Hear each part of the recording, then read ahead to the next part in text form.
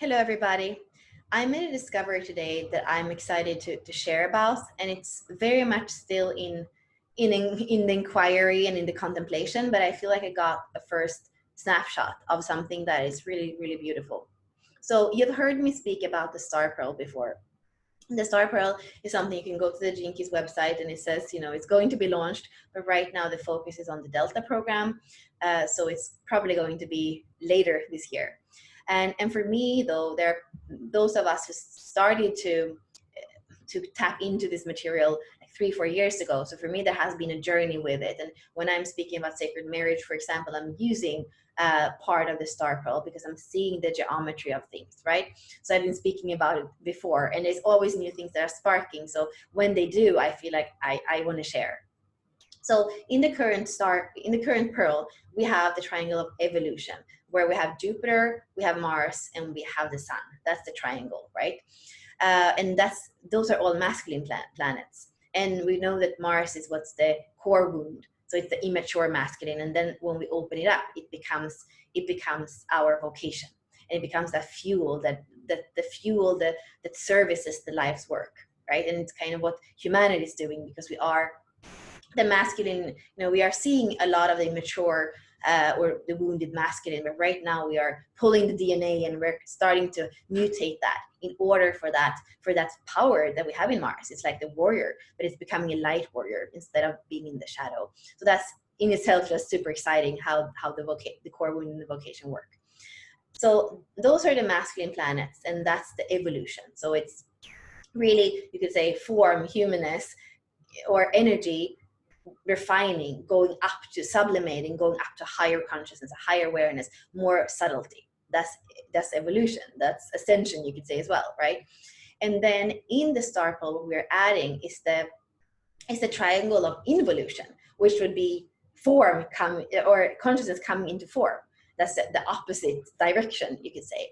And in the star pearl, we have the activations that are creating that are it starts like the bottom part of it is Saturn, and then we have Mercury and Uranus. So these are the planets that are creating the involution. And I wouldn't say that they are completely feminine planets, and especially Saturn. The thing with Saturn, though, and I've spoken about this before, is that it's in the same placement as the SQ. So that triangle of involution is going into the golden path, into the hologenetic profile, and it's actually the exact same placement as the SQ. So Saturn and SQ, Venus and Saturn together. So you could somehow say that creates like the nest or something for the whole star pearl to be resting in. So that could be the feminine that kind of holds it, that embraces it. So what did I see today when I was looking at this triangle of involution? Well, I was seeing the divine feminine. So in the evolution, for me, I was saying, those are the masculine planets. And the vocation is telling us, what fuels my service.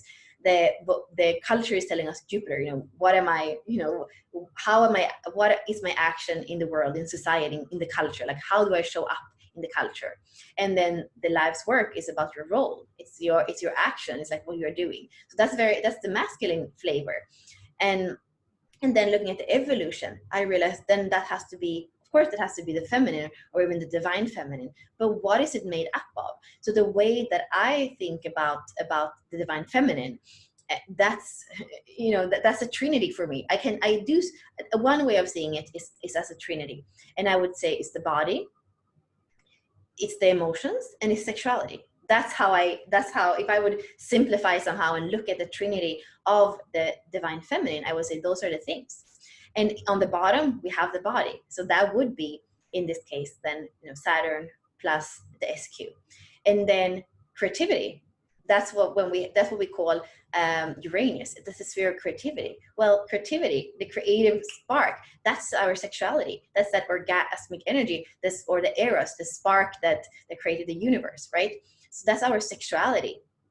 And then on the other side, we have relating. And everybody's been through the Venus sequence. We know that emotions, the Eden loop, like emotions are coming through relating. So that's our emotions. So basically, when we look at this triangle, that we have the triangle of involution in the star pole, where we have relating, creativity, and stability. those three are actually divine feminine, but in the words that they are, how the spheres are named, you wouldn't think when you hear stability, creativity, and relating, that's really the divine feminine. But if you actually kind of look beyond and you see, okay, the body, the sexuality, and the emotions, and then suddenly, for me at least, that triangle of involution would make so much more sense. And what I see is that there has been probably an over focus. And why is it that right now we have the masculine triangle, but we don't have the feminine, and we're waiting for it, and we're waiting. So maybe there's a kind of divine timing that when we're adding the triangle of involution is when we really are starting to have that sacred marriage between the feminine and the masculine. And we are not really there. There's so many changes, so many mutations in the world right now, but maybe we're not completely ready. Maybe that's why we don't have that triangle of involution. For me, the divine feminine is a portal. It's a portal that can create that Merkabah of the involution, the involution, the evolution, that new kind of vehicle for us to be more than what we are in a current state. And so the body, I always speak about embodiment, and you know how I speak about tantra and the gene keys and human design, and people are like, what does that have to do with each other? The body, that's the portal. The body, the densest, has to be the portal to all the things that are more subtle, right? Because this is the body is kind of the layering of all the moments of all the subtle bodies, and then this is what it becomes. We even know that fascia takes the form of your emotions. So, and when your emotions, like after time, that fascia takes that form, and that's why we see often old people, they're kind of crooked, because that is the layering. That's actually how the densest part is created by all the moments of the more subtle parts.